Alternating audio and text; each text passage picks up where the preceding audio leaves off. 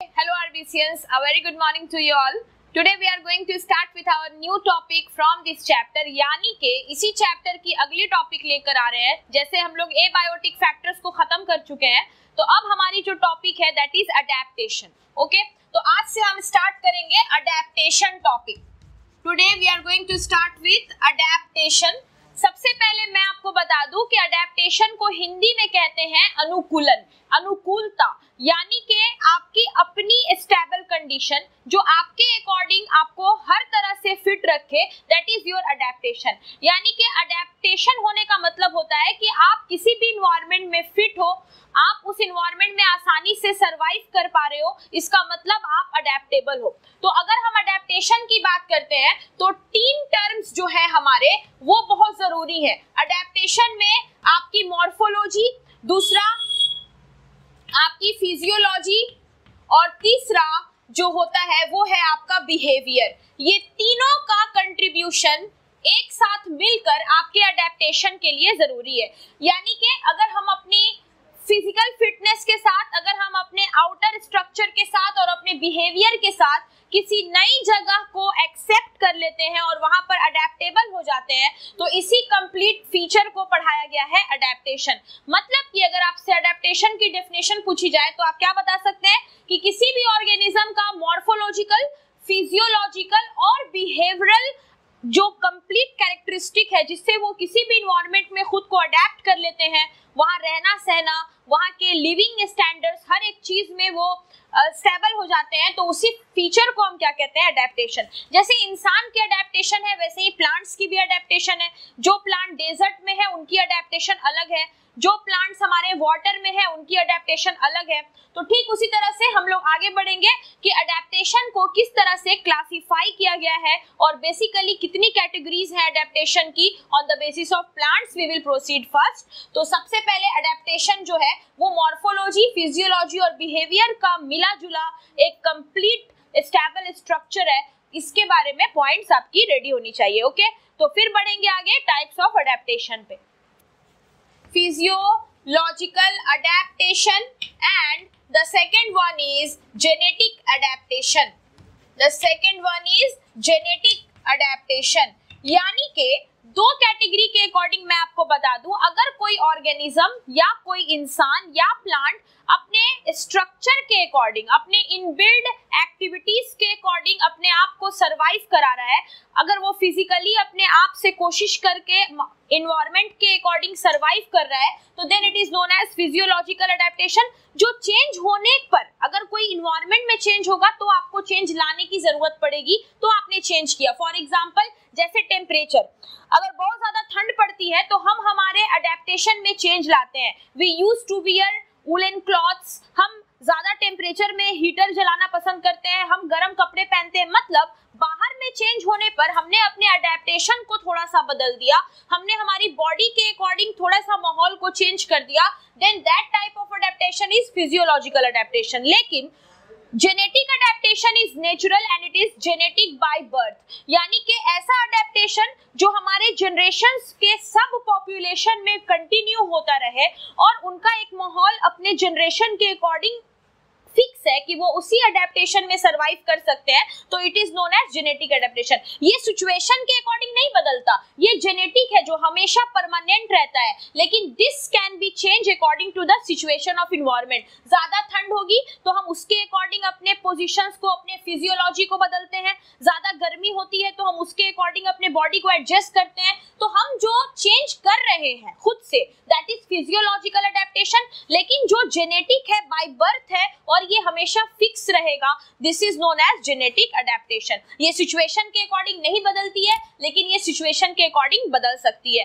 तो इसके अकॉर्डिंग हमारा अडैप्टेशन दो बेसिस क्राइटेरिया पर है। मतलब इसमें हम क्या देख रहे हैं कि इसमें हमारी बाहरी स्ट्रक्चर्स या प्लांट की या एनिमल्स की या ऑर्गेनिजम्स की बदल रही है।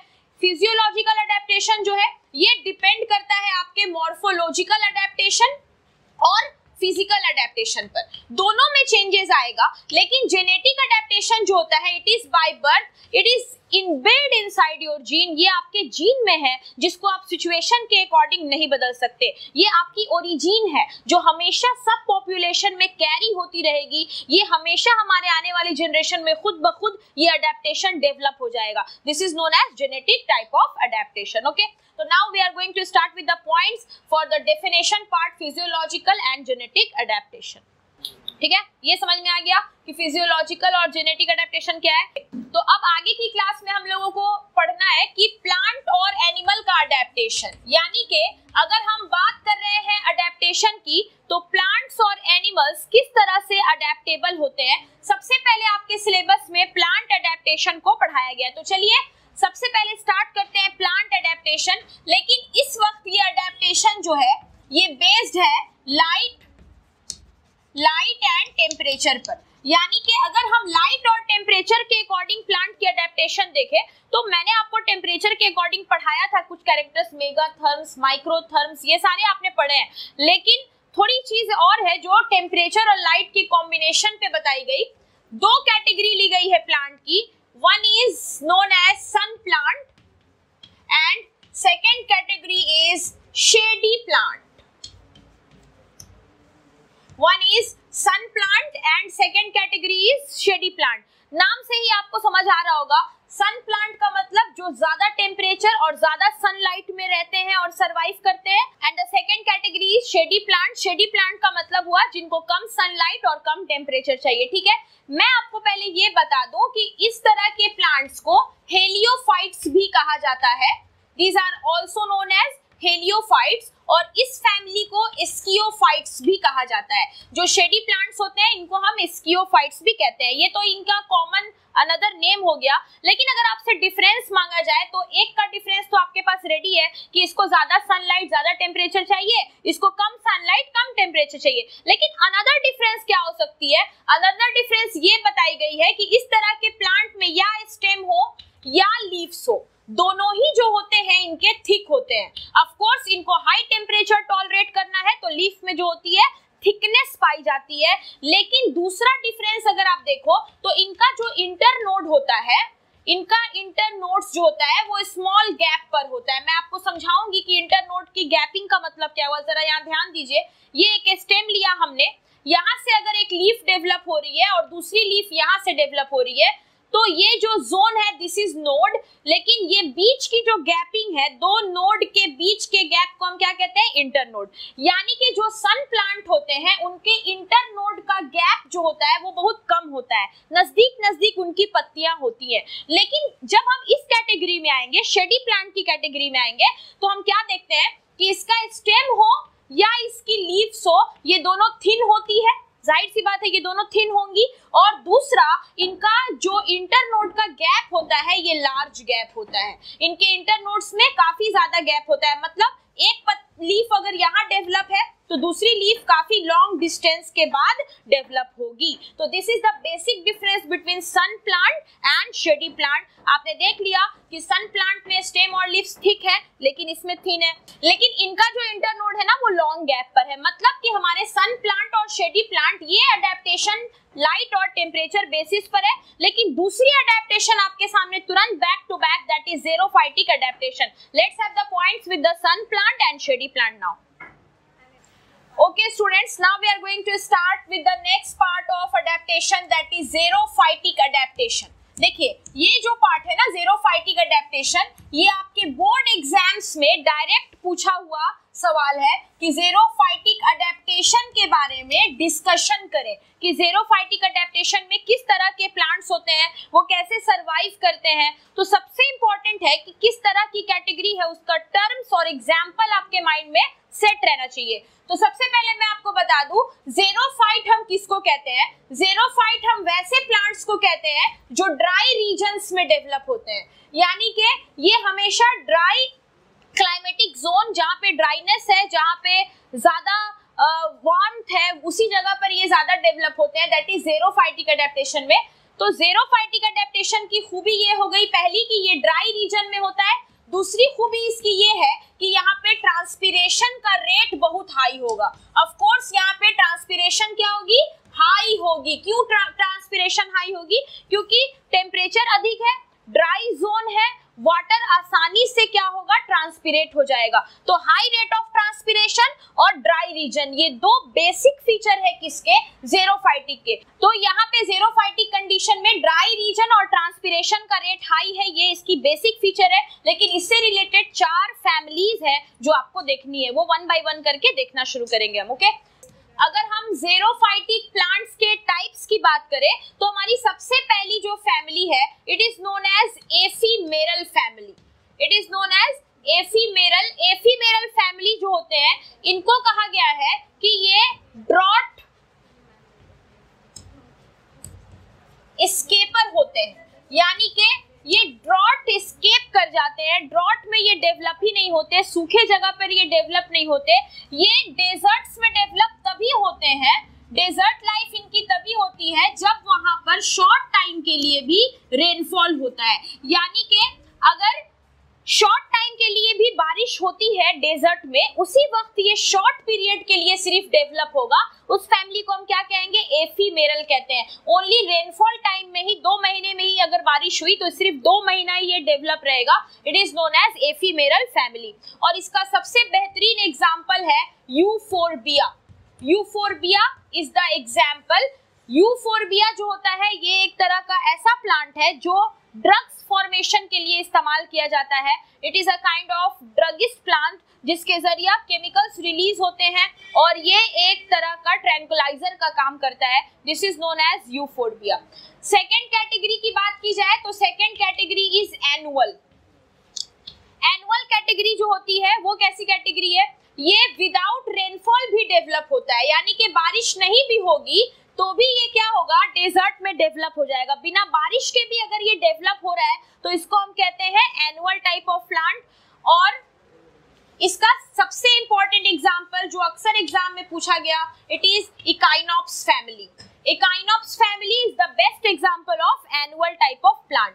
थर्ड कैटेगरी अगर मैं आपको बताऊं जो सबसे इंपॉर्टेंट, जिसको एनसीईआरटी ने मेंशन किया, that is succulent plant. Succulent plant हम उनको बोलते हैं जिनको कोई खतरा नहीं होता है ड्राइनेस से, जो हार्ड से हार्ड डेजर्ट कंडीशन में भी डेवलप हो जाएंगे। जानते हैं क्यों? क्योंकि इनकी जो लीव्स होती है ना, इनकी लीव्स काफी थिक होती हैं। पहली कैरेक्टरिस्टिक्स कि इनकी जो पत्तियां होती हैं काफी मोटी मोटी होती हैं। क्यों भाई? इनकी पत्तियों के ऊपर एक तरह का प्रोटेक्टिव कवरिंग म्यूसिलेज पाया जाता है, और म्यूसिलेज जो होता है ये वाटर को जेल के फॉर्म में कन्वर्ट कर देता है और आसानी से पानी उसी लीफ के अंदर क्या रहता है, स्टोर रह जाता है। इसका सबसे कॉमन एग्जांपल मैं आपको दे दूं, that is aloe vera. Aloe vera is the most common example of the succulent type of family. चौथी कैटेगरी अगर हम लोग देखें तो इट इज नॉन सक्लेंट। तो जब नॉन सक्लेंट की बात करते हैं हम लोग, इट इज ट्रू ज़ेरोफाइट। ट्रू ज़ेरोफाइट का मतलब होता है ये बिल्कुल डेजर्ट प्लांट है। क्यों भाई? इसमें ट्रांसपिरेशन की रेट भी बहुत हाई है और इसके लीव्स जो होते हैं ना वो मोटे नहीं होते, इसीलिए इनकी जो लीव्स होती है ना वो किस में मॉडिफाई हो जाती हैं, स्पाइन्स में। लीव्स, पत्तियां जो है वो कांटे के फॉर्म में मिलेंगी। उस तरह की फैमिली को हम क्या कहते हैं, नॉन सक्लेंट फैमिली, यानी कि ट्रू ज़ेरोफाइट। और इसका बेहतरीन एग्जांपल जो है वो है cactus. Cactus is the most important example. यानी कि आपको एक बार मैं रिमाइंड कर दूं, हम लोग बात कर रहे हैं xerophytic types of categories of plants की। तो पहला एफीमेरल जो ज़ेरोफाइटिक तो है लेकिन सिर्फ रेनफॉल में डेवलप होगा। दूसरा एनुअल जिसको रेनफॉल की जरूरत नहीं है, हमेशा डेवलप रहेगा। तीसरा सक्लेंट जिसको कोई डर नहीं डेजर्ट का, इसकी लीव्स वाटर को स्टोर कर लेती हैं। और चौथा ट्रू ज़ेरोफाइट जो कि ड्राई रीजन में डेवलप होता है लेकिन इसकी लीव्स जो होती हैं वो स्पाइन्स के फॉर्म में डेवलप रहती है। ठीक है, तो ये 4 कैटेगरी है हमारे ज़ेरोफाइटिक टाइप ऑफ प्लांट।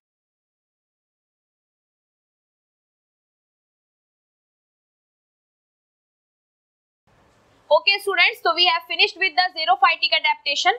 अब हम देखते हैं आगे हमारा next part, that is hydrophytic adaptation.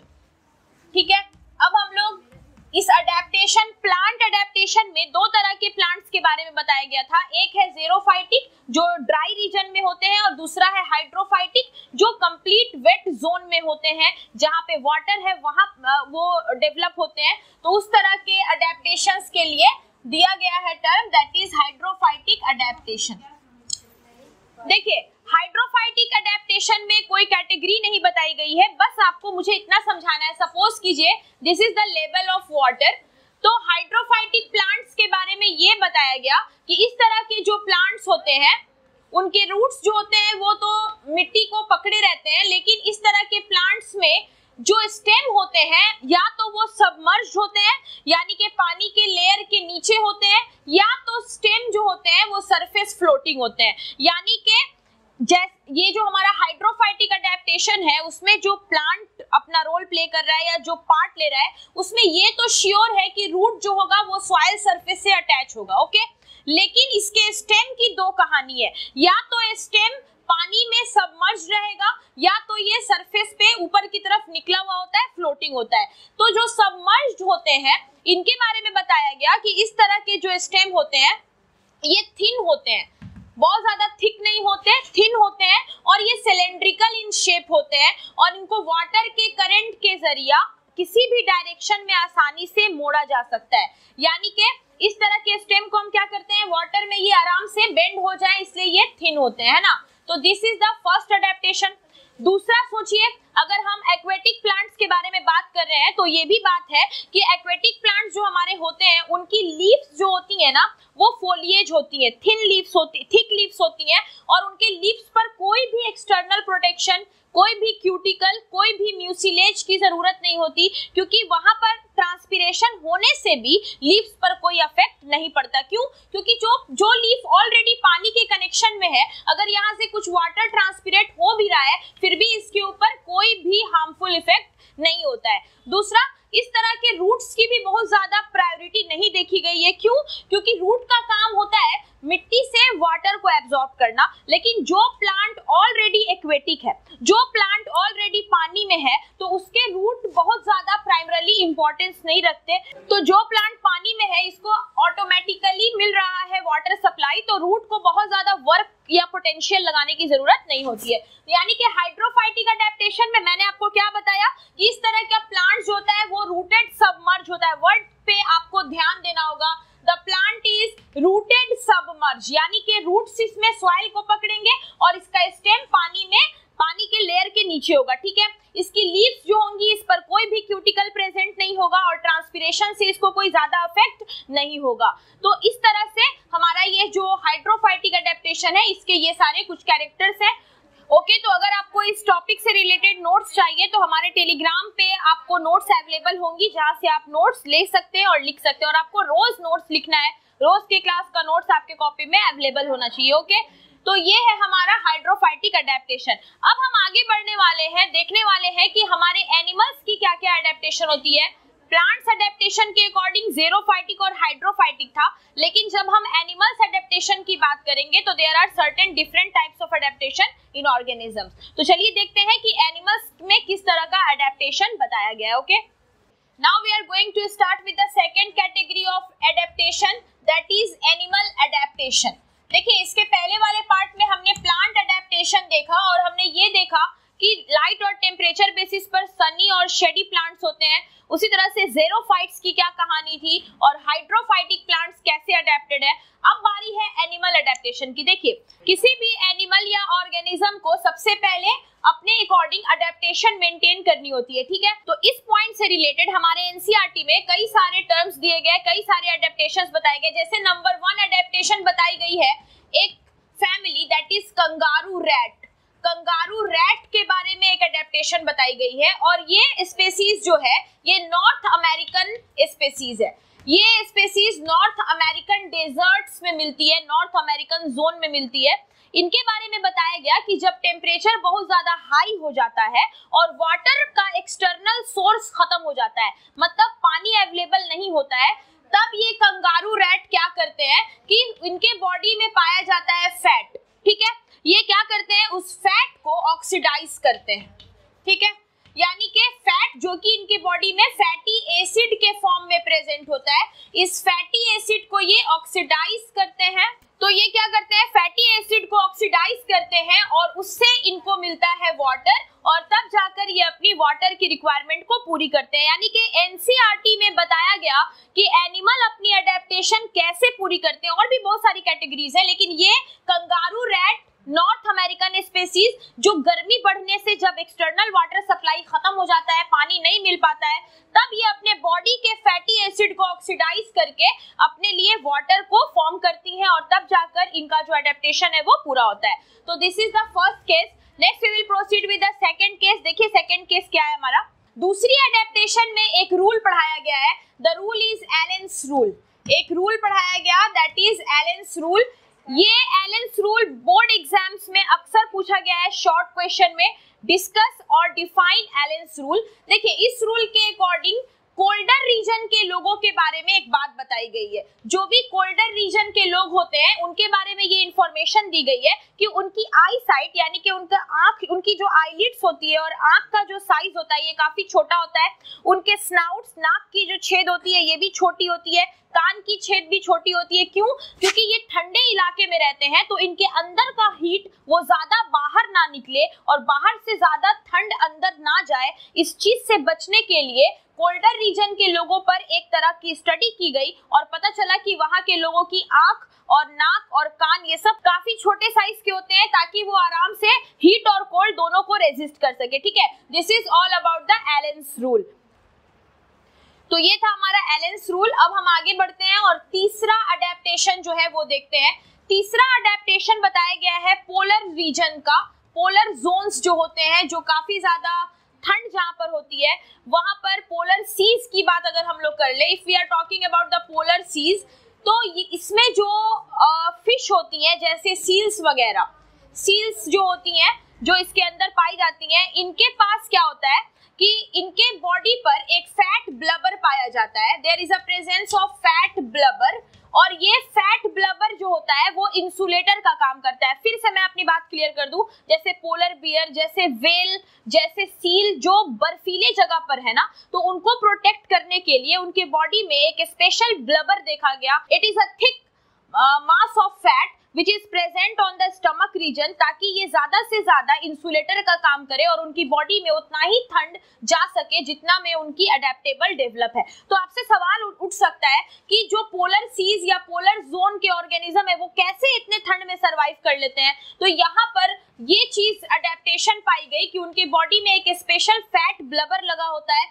जो इनके बॉडी में किसका काम करता है, इट एक्ट एज इंसुलेटर। ये इंसुलेटर का काम करता है। ये चीज वेल मछली में भी बताई गई है। वेल फिश जो होती हैं जहां रहती हैं, कभी वहां पे बहुत ज्यादा बर्फ भी हो जाए तो भी वो सरवाइव कर जाएंगी, बहुत ज्यादा टेम्परेचर भी बढ़ जाए तो भी वो सरवाइव कर जाएंगी, क्योंकि सबसे ज्यादा डेवलप फैट ब्लबर वेल की बॉडीज में मिलता है। ओके, तो this is our third adaptation which is related with the polar zones of organisms. Okay students, तो हमने यहाँ पे देखा कि पोलर जोन में तो ये इस तरह के अडेप्टेशन है। अब हम बात करते हैं थोड़ा सैलाइन जोन की, यानी कि सी में जहाँ पे सैलिनिटी बहुत ज्यादा है। जैसे आपको पता है कि सी हाइपर सैलाइन जोन या समुद्र हुआ, उसमें नमक बहुत ज्यादा होता है, तो वहां पर स्पेसीज कैसे सरवाइव करते हैं मैं आपको बता दूं। जो सी स्पेसीज होते हैं, इस तरह के स्पेसीज के हेड पर एक स्पेशल ग्लैंड प्रेजेंट होती है जिसको सैलाइन ग्लैंड कहते हैं। अगर इन स्पेसीज के बॉडी में नमक ज्यादा जाने लगा है, मान लीजिए समुद्र का पानी ज्यादा नमकीन हो गया और नमक इनके बॉडी में ज्यादा जा रहा है, तो इनके बॉडी में सर के ऊपर, इनके हेड के ऊपर एक छोटा सा ग्लैंड होता है जो एक्सेस ऑफ सॉल्ट को बाहर निकाल देता है। यानी कि एक्स्ट्रा सॉल्ट जो भी होंगे वो इनके बॉडी के बाहर आसानी से रिलीज हो जाएंगे, जिससे इनका जो एडेप्टेशन है वो मेंटेन हो जाता है। ठीक है, तो sea organisms are developed with a special gland on their head so that they can excrete, ताकि वो आसानी से क्या एक्सक्रीट कर सके, सॉल्ट एक्सक्रीट कर सके। तो आपका फोकस होना चाहिए, हम चौथे अडेप्टेशन पे आ चुके हैं कि किस तरह से हमारे एनिमल सरवाइव करने के लिए कौन कौन सी अडेप्टेशन को डेवलप कर रहे हैं। Okay, we are having the next adaptation. Next जो बात आ रही है वो ये है कि फिजियोलॉजिकल अडेप्टेशन तो बहुत सारा देख लिया हमने, लेकिन इसके अलावा भी कुछ ऑर्गेनिजम्स हैं जो कुछ अडेप्टेशन करते हैं। जैसे कि आपको अडेप्टेशन में बता दूं, कैमोफ्लेज। कैमोफ्लेज भी एक अडेप्टेशन है। इस अडेप्टेशन में क्या होता है ना, कोई भी इंसेक्ट या कोई भी बर्ड अपनी बॉडी का कलर वैसा कलर कर लेता है जो उसके आसपास के सरफेस का कलर हो। जैसे ग्रास हॉपर ग्रीन लीव्स जो होते हैं उसके कलर में अपनी बॉडी को तैयार कर लेता है। जैसे इससे फायदा क्या होगा अडेप्टेशन से, वो शिकार होने से बच जाएंगे, प्रीडेटर अटैक से बच जाएंगे। तो कैमोफ्लेज और दूसरी होती है मिमिक्री। देखिए इस दोनों में फर्क है। कैमोफ्लेज का मतलब क्या हो गया, ऑर्गेनिजम्स अपने बॉडी के कलरेशन में अपने सरफेस, अपने चारों तरफ के एरिया के हिसाब से कलर चेंज कर सकता है। लेकिन मिमिक्री का मतलब होता है कि इसमें जो ऑर्गेनिज्म है वो अपनी बॉडी के स्ट्रक्चर को ही बिल्कुल वैसा बना लेगा जैसा फ्लावर है। फॉर एग्जांपल कोई फ्लावर का एक शेप है तो वो ऑर्गेनिज्म अपने बॉडी को भी उसी फ्लावर के शेप में मॉडिफाई कर लेता है ताकि आपको दोनों के बीच का फर्क पता ना चले। तो अगर बॉडी के शेप में चेंज लाकर किसी सरफेस या किसी तरह के अडेप्टेशन में मिल जाए कोई ऑर्गेनिज्म तो इट इज मिमिक्री। लेकिन अगर बॉडी में कलरेशन चेंज हो, बॉडी का स्ट्रक्चर चेंज नहीं कर पा रहा है, उसने सिर्फ रंग बदला है और फ्लावर्स का या लीव्स का कलर ले लिया है, तो उसको हम कहते हैं कैमोफ्लेज। तो ये दो स्पेशल अडेप्टेशंस हैं जो हमारे इंसेक्ट्स या हमारे ऑर्गेनिजम्स दिखाते हैं। ठीक है, अब हम बात करने वाले हैं कि एनिमल्स कितने तरह के होते हैं on the basis of their adaptation. हम में कितने तरह का अडेप्टेशन डेवलप होता है। ओके स्टूडेंट्स, हम लोग आते हैं अपने लास्ट टॉपिक पर। अगर हम हमारे ऑर्गेनिज्म बेसिस पर टाइप्स ऑफ अडेप्टेशन की बात करें कि हमारा अडेप्टेशन कितने तरह का होता है, तो ये आप ऑलरेडी जानते हैं, लेकिन सिर्फ यहाँ पे एक टर्म बदल रहे हैं हम। जैसे कि एक्टोथर्म कहलाते हैं हम में से कुछ लोग, और कुछ ऑर्गेनिजम्स जो है वो इंडोथर्म कहलाते हैं। तो ectotherm is nothing but those organisms जिनके बॉडी पर बाहर के टेम्परेचर से असर पड़े, बाहर का इन्वायरमेंट जैसा होगा उसका इन्वॉल्वमेंट उनके इनर टेम्परेचर पर या इनर इन्वायरमेंट पर भी पड़ेगा, वो उस चेंज को टॉलरेट नहीं कर पाएंगे, तो हम उनको कहते हैं एक्टोथर्म। लेकिन वैसे ऑर्गेनिज्म जिनका स्टेबल हो कंडीशन, जो अपने कंडीशन पे स्टेबल रहे, स्टेबल कंडीशन जिनकी हो, कोई भी चेंज होने से इनके ऊपर कोई इफेक्ट ना पड़े, तो दोज ऑर्गेनिजम्स आर इंडोथर्म। लेकिन अगर बाहर में चेंज हो रहा है, उससे उनकी बॉडी भी चेंज हो रही है, बॉडी का अडेप्टेशन चेंज हो रहा है, तो इसको हम कहते हैं एक्टोथर्म। जैसे कि आपको पढ़ाया गया था कोल्ड ब्लडेड ऑर्गेनिज्म, तो कोल्ड ब्लडेड ऑर्गेनिज्म जो होते हैं these are also called ectotherm. Cold blooded का दूसरा नाम आपको पढ़ाया गया है, दैट इज पोइकिलोथर्म। तो एग्जाम में एग्जाम रिलेटेड अगर क्वेश्चन मैं आपको बताऊं तो आपको डिफरेंस करने के लिए आ सकता है, difference between ectotherm and endotherm, difference between cold blooded, तो इसकी जगह पे क्या हो जाएगा, वार्म ब्लडेड। तीसरा पोइकिलोथर्म, तो यहाँ पे आ जाएगा आपका होमियोथर्म। तो यानी कि ये तीनों टर्म एक दूसरे से रिलेटेड ही है, बिल्कुल सेम है, बस टर्म्स अलग अलग कर दिए गए हैं। तो एग्जाम में किसी भी टर्म से क्वेश्चन आए तो आपको याद रखना है कि एक्टोथर्म हम उनको बोलते हैं जो बाहर के अडेप्टेशन के अकॉर्डिंग उनके अंदर चेंजेस होता है जिसको वो टॉलरेट नहीं कर सकते, और जो इंडोथर्म होते हैं बाहर में अगर कोई भी चेंज हो इन्वायरमेंट में तो भी ये अडेप्टेबल रह जाएंगे, इनको कोई भी प्रॉब्लम नहीं होती है, स्टेबल कंडीशन होती है इनकी, दैट इज इंडोथर्म। तो इंडोथर्म का सबसे superior example we are, that is human beings. Human beings हो गए, एविस फैमिली हो गई। लेकिन एक्टोथर्म मैंने आपको बता दिया था, कुछ स्मॉल इन्वर्टिब्रेट्स हो गए, लीजर्ड्स, एंट्स, ठीक है, ये सब जो है आपका एक्टोथर्म का एग्जाम्पल हो गया। तो आज के क्लास में हमने कंप्लीट कर लिया है हमारा adaptation topic, that is related with the plants as well as animal also. Next class we are going to proceed with the most important topic for your NEET as well as board exam, that is population attributes. इसलिए please focused रहिए और रोज की class attend कीजिए ताकि आपको हर दिन information से समझ आए कि बैक क्लास क्या है और आने वाला क्लास क्या है। रिलेटेड होकर अगर आप स्टडी करेंगे तो ही जाकर आप इस चैप्टर को समझ सकते हैं। इसलिए एवरीडे क्लास करना आपका कंपल्सरी है और एवरीडे नोट्स तो आपको टेलीग्राम पे मिल रही है डियर स्टूडेंट्स। तो प्लीज focused रहिए and please attend the lecture as much as you can. Till then, take care, have a safe day, bye bye.